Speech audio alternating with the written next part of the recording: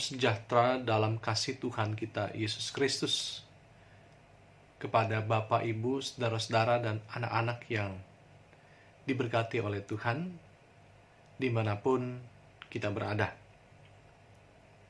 Kembali berjumpa dalam program Morning Call GPIB bersama dengan saya Pendeta Dinka Nehemia Utomo, Pendeta Pelayanan Umum GPIB yang bertugas di Kantor Majelis Sinode GPIB. Kita akan mendengarkan sapaan firman Tuhan. Namun sebelumnya kita mempersiapkan diri, kita mohon bimbingan Roh Kudus dalam pembacaan dan perenungan firman Tuhan. Mari kita berdoa. Bapa Surgawi, kami bersyukur untuk pagi hari ini. Kami boleh merasakan kasih setia Tuhan, anugerah nafas kehidupan, kekuatan, kesegaran, kesehatan yang Tuhan limpahkan dalam kehidupan kami.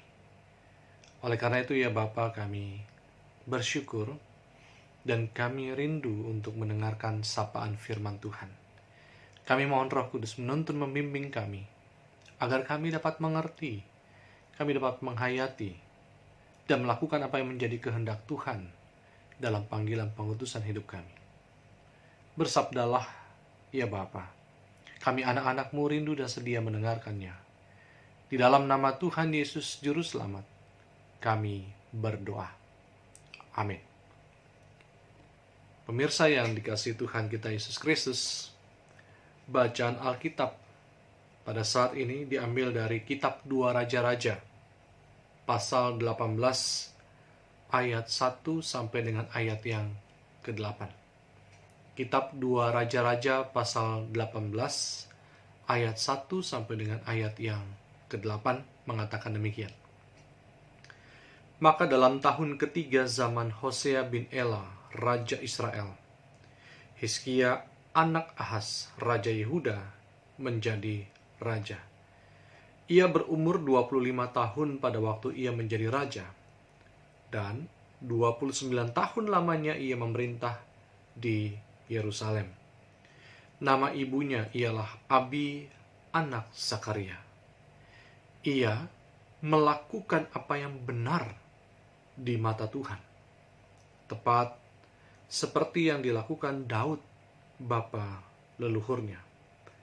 Dialah yang menjauhkan bukit-bukit pengorbanan, dan yang meremukkan tugu-tugu berhala, dan yang menebang tiang-tiang berhala, dan yang menghancurkan ular tembaga yang dibuat Musa.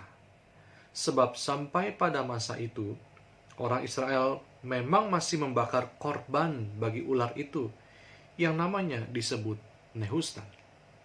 Ia percaya kepada Tuhan Allah Israel, dan di antara semua raja-raja Yehuda, baik yang sesudah dia maupun yang sebelumnya, tidak ada lagi yang sama seperti dia.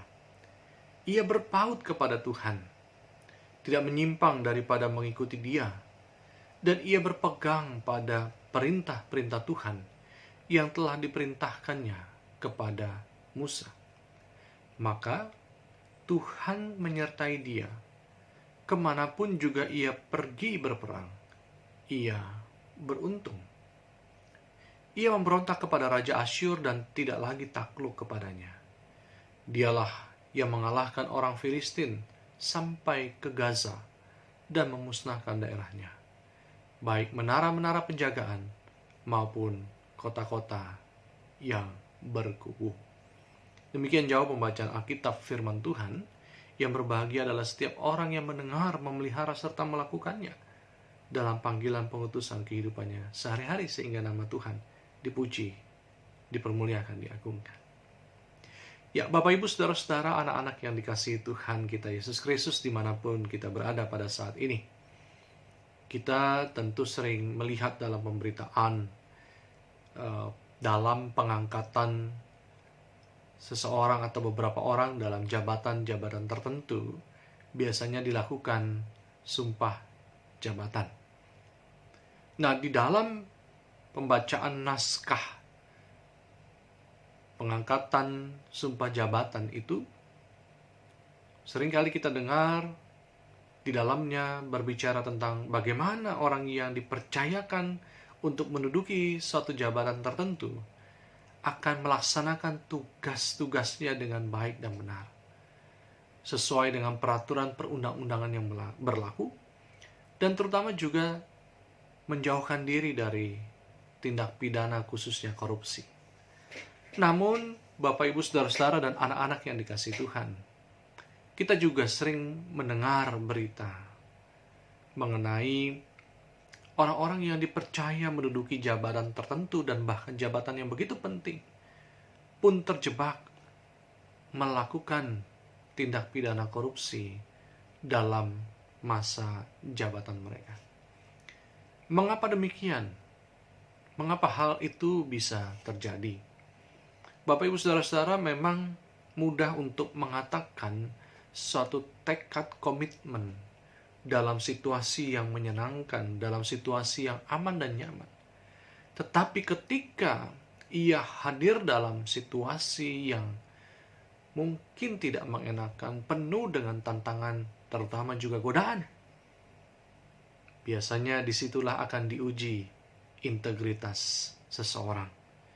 Ketika orang-orang dan keadaan di sekitarnya menekan dia, menggoda dia untuk melakukan kejahatan, kecurangan, korupsi, di situ integritas seseorang sungguh-sungguh akan terlihat.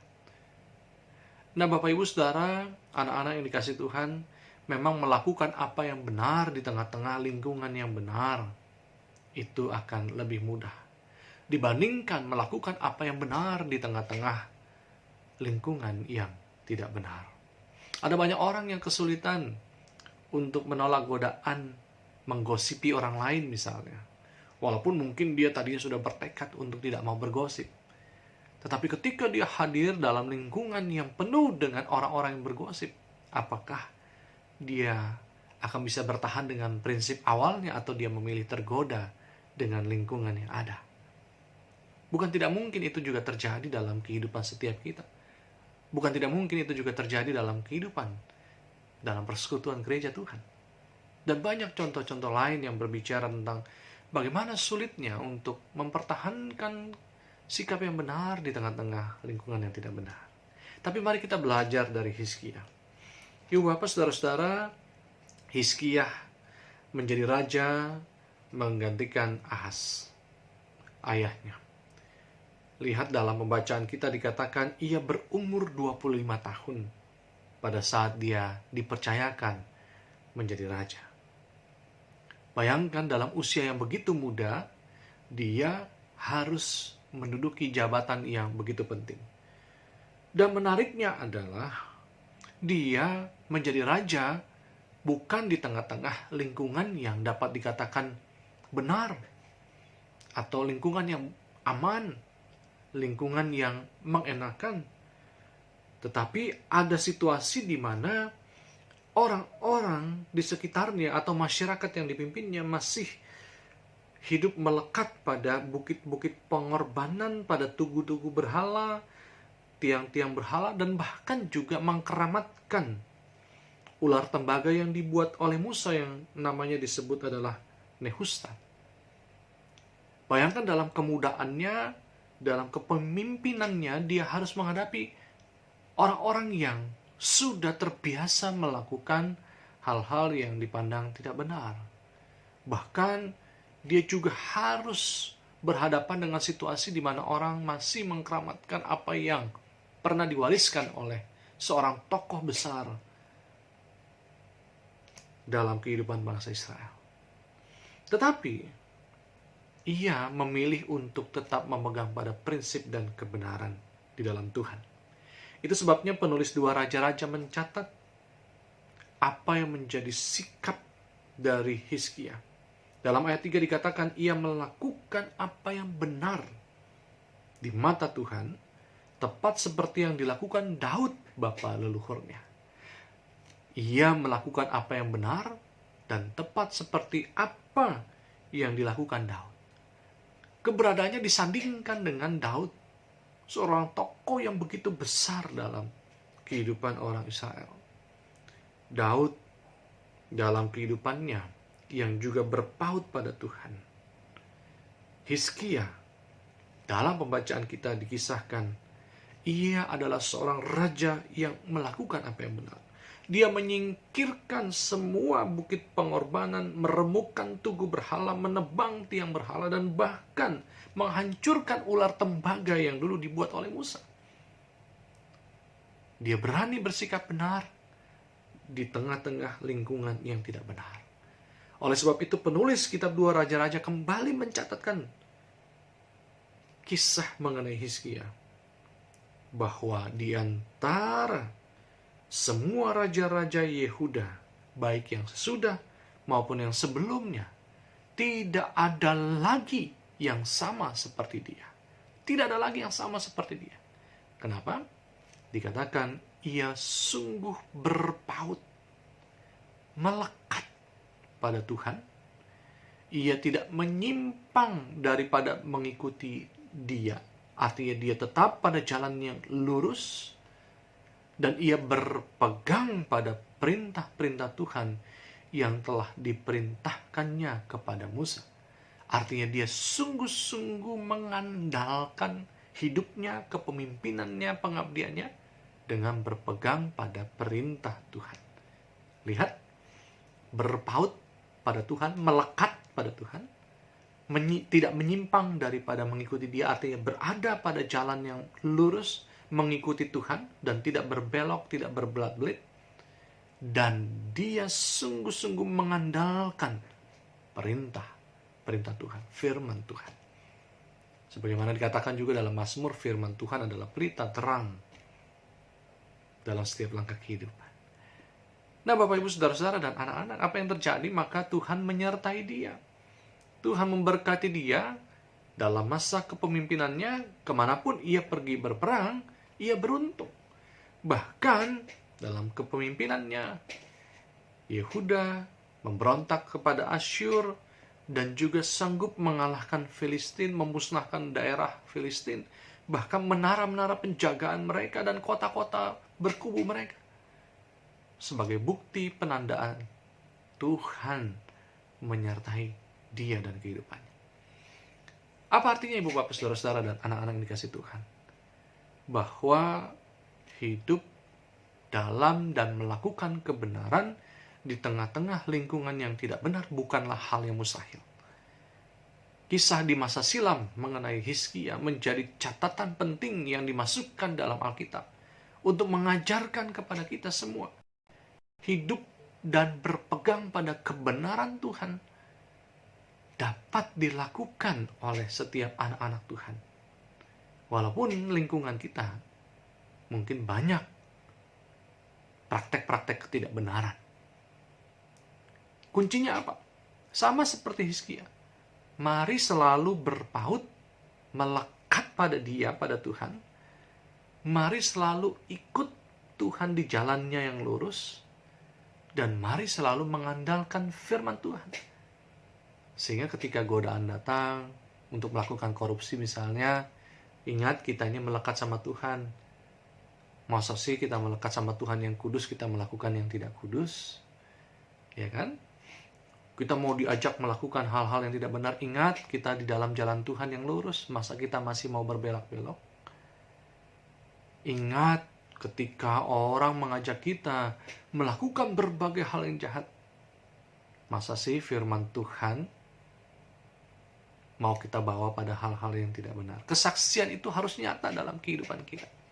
Selama kita berpegang pada firman-Nya, mengandalkan Dia dan melekat pada Tuhan, pasti kita akan dimampukan untuk melakukan apa yang benar di tengah-tengah situasi yang tidak benar. Kita berani dan sanggup menolak godaan-godaan itu. Dan kita menyaksikan kehadiran Tuhan melalui kehidupan kita. Jangan takut. Kenapa? Karena sebagaimana Hizkia disertai Tuhan, ia mengalami kemenangan demi kemenangan. Demikian juga dengan kita. Itu janjinya. Oleh karena itu, mari kita awali hari ini dan kita jalani hari kehidupan kita ke depan dengan sungguh-sungguh berpegang pada kebenaran firman Tuhan. lakukan apa yang benar dan bukan apa yang nyaman. Tuhan memberkati. Mari kita berdoa. Bapa Surgawi, kami bersyukur atas sapaan firman-Mu di pagi hari ini. Materaikanlah firman Tuhan di dalam diri kami, agar kami selalu dengan tuntunan Roh Kudus mengingat, menghayati, dan melakukannya dalam panggilan pengutusan kehidupan kami. Hamba berdoa untuk sekalian para pemirsa program Morning Call GPIB, dimanapun berada. Tuhan memberkati baik pribadi maupun keluarga. Tuhan menganugerahkan hikmat bijaksana. Tuhan menganugerahkan roh yang takut akan Tuhan dan hidup yang sungguh-sungguh mengandalkan Tuhan.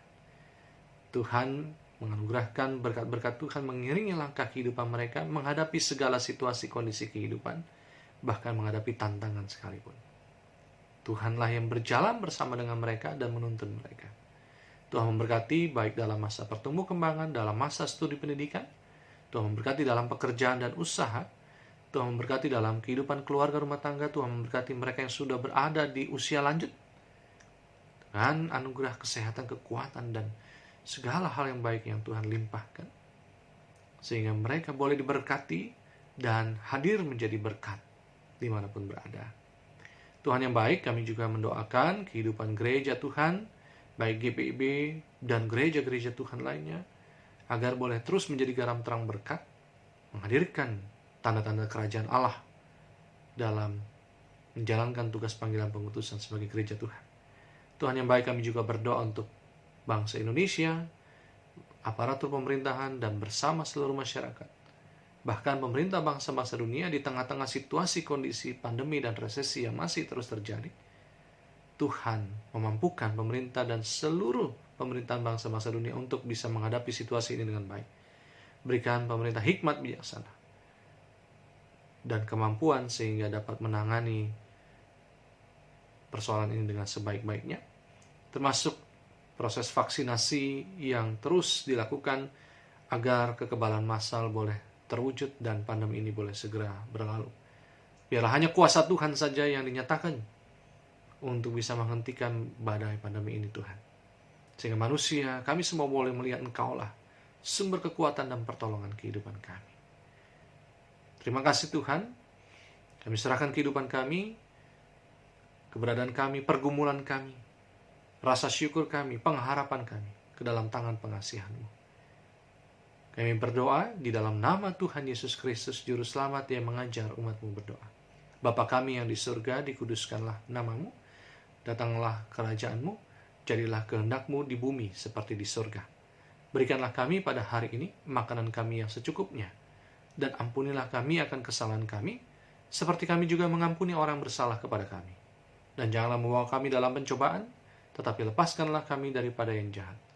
Karena Engkaulah yang punya kerajaan dan kuasa dan kemuliaan sampai selama-lamanya. Amin. Ya, demikianlah Bapak, Ibu, Saudara-saudara, dan anak-anak program Morning Call GPIB. Kiranya Tuhan memberkati kita sekalian. Salam sejahtera bagi kita semua. Tetap menjaga protokol kesehatan 5M dan tetap berpengharapan kepada Tuhan. Shalom.